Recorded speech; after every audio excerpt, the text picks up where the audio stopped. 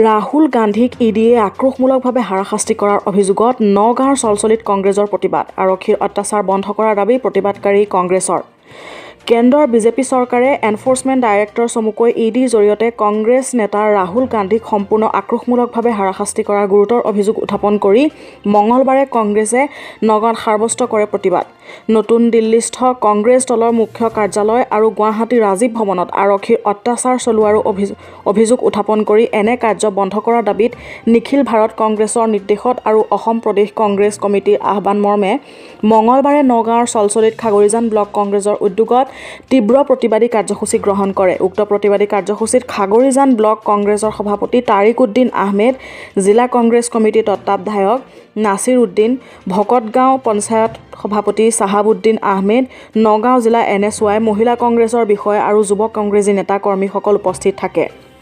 প্ৰতিবাদকাৰীসকলে ৰাহুল গান্ধীক জেৰাৰ বাবে মুক্তি দি ৰাজ্যত শান্তি সম্প্ৰতি ঘূৰাই আনিবলৈ আহ্বান জনোৱাৰ লগতে বানপীড়িত ৰাইজৰ প্ৰতি তেওঁলোকৰ সহমৰ্মিতা প্ৰদৰ্শন কৰি তেওঁলোকৰ দুখৰ সমভাগী হয়। খাগৰিজান ব্লক কংগ্ৰেছে ভাৰতীয় জাতীয় কংগ্ৰেছ আৰু অসম প্ৰদেশ কংগ্ৰেছ কমিটিৰ নিৰ্দেশমৰ্মে আজি 21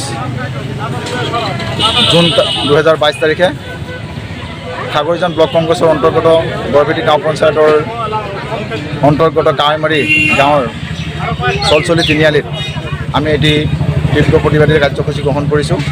যিহেতু বিজেপি চৰকাৰে তেওঁলোকে একচুটিভাৱে আৰু তেওঁলোকে আমাৰ নেতা ৰাহুল গান্ধী ডাঙৰ ইডিৰ দ্বাৰা যি অত্যাচাৰ কৰিছে তাৰ বাবে আমি গণতান্ত্ৰিকভাৱে এইটো প্ৰতিবাদ সাব্যস্ত কৰিছোঁ। আৰু লগতে পুলিচ প্ৰশাসনে, সামৰিক বাহিনীয়ে আমাৰ ভাৰতীয় জাতীয় কংগ্ৰেছ দিল্লীস্থ যিটো কাৰ্যালয় আছে, মুখ্য কাৰ্যালয়, তাত গৈ তেখেতসকলে প্ৰৱেশ কৰি আমাৰ কংগ্ৰেছ দলৰ নেতাকৰ্মীসকলৰ ওপৰত মানসিক আৰু শাৰীৰিকভাৱে অত্যাচাৰ কৰিছে। আৰু ঠিক সেইদৰে আমাৰ অসম প্ৰদেশ কংগ্ৰেছ কমিটিৰ মুখ্য কাৰ্যালয় গুৱাহাটীৰ ৰাজীৱ ভৱনতো সিদিনা পুলিচে সোমাই আমাৰ কৰ্মীৰ ওপৰত মাৰপিট কৰিছে, মহিলাক চোঁচৰাই টানি লৈ গৈছে।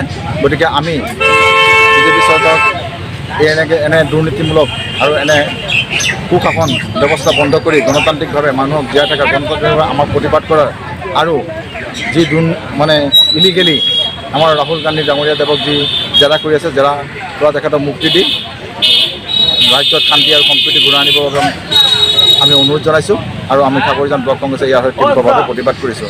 লগতে ইয়াতে এই সুযোগতে আজি অসমত বানপীড়িত ৰাইজক আমি খাগৰিজান ব্লক কংগ্ৰেছৰ তৰফত গভীৰভাৱে সমবেদনা জ্ঞাপন কৰিছোঁ। তেওঁলোকৰ দুখত দুখীভাৱে আমি অনুভৱ কৰিছোঁ আৰু ভগৱানৰ ওচৰত প্ৰাৰ্থনা কৰিছোঁ যাতে বানপীড়িত ৰাইজৰ অতি সোনকালে তেখেতসকলে তাৰ পৰা মুক্তি হৈ সুস্থভাৱে জীৱন নিৰ্বাহ কৰিব পাৰে, তাৰ বাবে যাতে ভগৱানে তেওঁলোকক চকু মেলি চায়। ধন্যবাদ। ভাৰতীয় জাতীয় কংগ্ৰেছ আৰু অসম প্ৰদেশ কংগ্ৰেছ কমিটিৰ নিৰ্দেশক্ৰমে ব্লক কংগ্ৰেছ কমিটিৰ তৰফৰ পৰা আমি প্ৰতিবাদ পালন কৰিছোঁ। এই উপলক্ষেই যে এতিয়া যিটো বিজেপি চৰকাৰ আছে, ভাৰতীয় জনতা চৰকাৰে তেওঁলোকে ইডি লগাই আমাৰ ভাৰতীয় জাতীয় কংগ্ৰেছৰ সভাপতি সন্মানীয় শ্ৰীমতী সোনিয়া গান্ধী ডাঙৰীয়ানী আৰু ভাৰতীয় জাতীয় কংগ্ৰেছৰ প্ৰাক্তন সভাপতি ৰাহুল গান্ধী ডাঙৰীয়াক অত্যাচাৰ কৰাইছে, জোৰ জুলুম কৰাইছে। এবাৰ তিনি হাজিৰ কৰাইছে ইডি কাৰ্যালয়ত। আকৌ অল ইণ্ডিয়া যিটো কংগ্ৰেছ কমিটি কাৰ্যালয় তাতে বোলে পুলিচ সোমাই দিছে। আমাৰ গুৱাহাটীত যিটো কাৰ্যালয় তাতে বোলে যাতে ধৰ্ণা দিব নোৱাৰে, প্ৰতিবাদ কৰিব নোৱাৰে, তাৰ কাৰণে পুলিচ লগাই বাধা দিছে। আমি তাৰ কাৰণে প্ৰতিবাদ জনাইছোঁ। এই চৰকাৰৰ আপোনাৰ বহুত দুৰ্নীতি হৈছে, সেইবিলাকৰ কোনো ইনকুৱাৰী কৰা তদন্ত হোৱা নাই।